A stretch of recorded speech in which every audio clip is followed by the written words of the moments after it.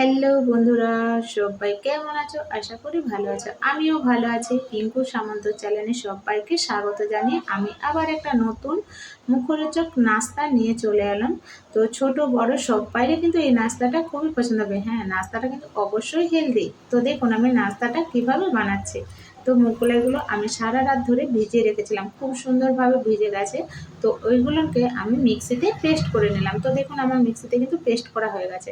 তো ওর মধ্যে আমি কিছু সামান দিয়ে দিলাম, যে 2 চামচ বেসন, হলুদ গুঁড়ো, লঙ্কা গুঁড়ো, ধনে গুঁড়ো, জিরে গুঁড়ো, তো আর স্বাদ মতো লবণ তো দিয়ে দিলাম আমি ওতে। আর কিছু কুচানো সবজি নিয়েছি, দেখো সবজিগুলো একদম মিহি করে কুচে নিয়েছি। বাঁধাকপি, গাজর, বিনস, কাঁচা লঙ্কা আর পেঁয়াজ। তো আমার এখানে ক্যাপসিকামটা হাতের সামনে ছিল না, তাই ক্যাপসিকামটা আমি স্কিপ করে গেছি। আপনারা চাইলে ক্যাপসিকামও দিতে পারেন। তো দেখুন আমি কিন্তু ওটা ভালোভাবে একদম ব্যাটারটা মিক্সড করে নেব। তো ওর মধ্যে কিছু দিয়ে দেবো, 1 গ্লাস পানি।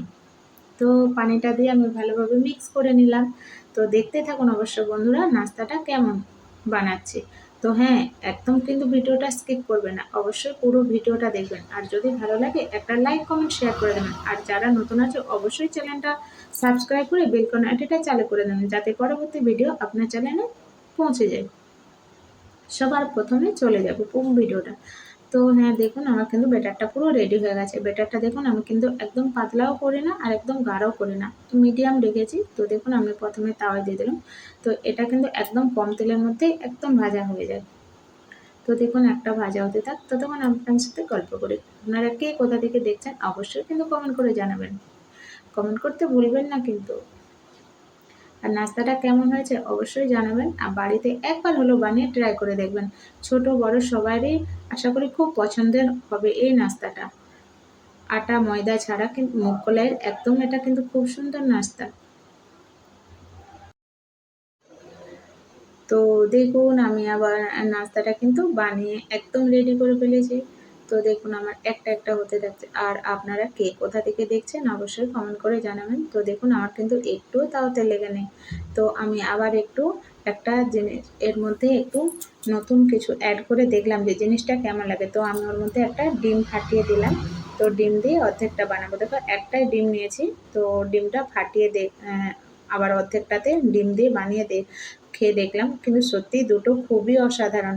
আপনারাও কিন্তু বাড়িতে বানিয়ে দেখবেন, অবশ্যই সত্যি খুব সুন্দর লাগে নাস্তাটা। তো আমি দেখুন অর্ধেকটা কিন্তু ওর মধ্যে আবার একটা ডিম দিয়ে দিলাম।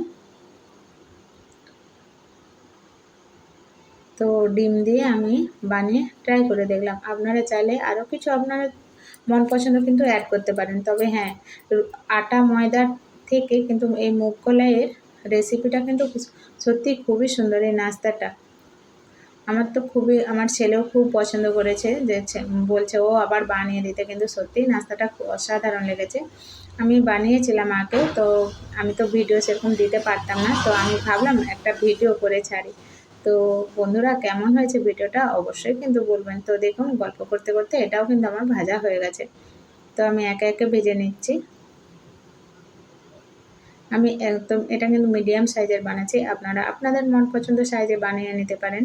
তো এটা কিন্তু দইয়ের সাথে খুব ভালো লাগে। আমি টক দইয়ের সাথে এটা নাস্তাটা খুবই ভালো লাগে। আপনারা চাইলে সস দিয়েও খেতে পারেন। তো দেখুন আমার গল্প করতে করতে কিন্তু নাস্তাগুলো হয়ে এসেছে।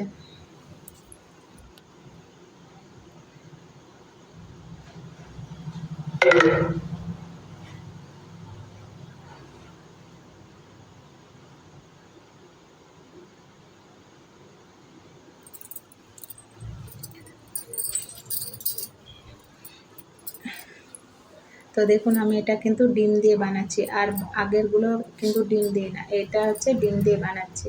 তো দেখুন আর একদম অল্প তেলের মধ্যে দেখুন এটা বিনা ডিমে এটা কিন্তু নাস্তাটা রেডি হয়ে গেছে। তো আমার ছেলে যাবে এখন টিউশনে, তো ওকে দিয়ে দিলাম। তো এটা ডিম দিয়ে বানাচ্ছি। অবশ্যই বন্ধুরা কেউ কিন্তু ভিডিওটা স্কিপ করবে না, তাহলে কিছুই বুঝতে পারবে না যে আমি কিভাবে কি করে বানালাম।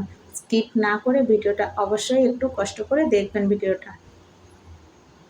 আর বাড়িতে কিন্তু একবার হলেও বানিয়ে ট্রাই করে খেয়ে বলবেন যে নাস্তাটা কিন্তু কেমন হয়েছে। তো দেখুন আমার এটাও কিন্তু গল্প করতে করতে ভাজা হয়ে গেল। তো এইভাবে আমি সব নাস্তাগুলো বানিয়ে নেব। তো দেখুন আমি একে একে নাস্তাগুলো বানিয়ে নিচ্ছি, কিন্তু আমি দেখো একটুও কিন্তু তেল দিই না, একদম অল্প তেলের মধ্যে কিন্তু একদম ভাজাও হয়ে যায়।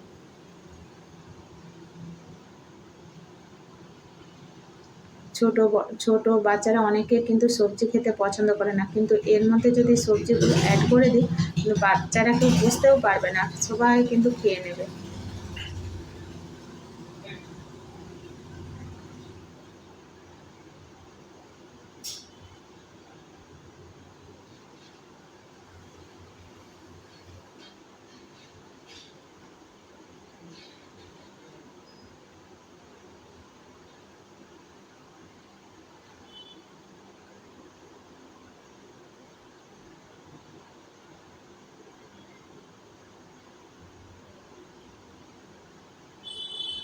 তো দেখুন বন্ধুরা, সবাই কেমন আছে বলুন, আর কে কোথা থেকে দেখছেন অবশ্যই আমাকে কিন্তু জানাবেন, কেউ জানাতে ভুলবেন না।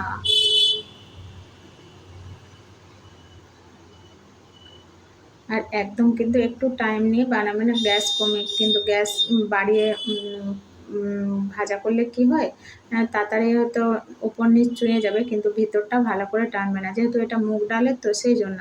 কিন্তু গ্যাসটা কমিয়ে অবশ্যই কিন্তু ভাজা করবেন। অল্প সময়ের মধ্যেই হয়ে যায়, তো তাড়াহুড়োর তো কোনো নেই। অল্প সময়ের মধ্যেই নাস্তাটা কিন্তু রেডি হয়ে যাবে। তো দেখুন আমার কিন্তু এটাও রেডি হয়ে গেছে।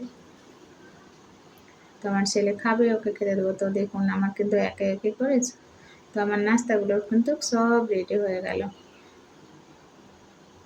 তো দেখুন আমার ছেলে এখন খাবে দই দিয়ে, আর এটা সব কিন্তু